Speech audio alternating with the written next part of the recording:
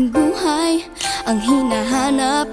May kalayuan, di man tanaw, di na uubusan ng tiwala sa sarili't lakas ng dasal. Alam mong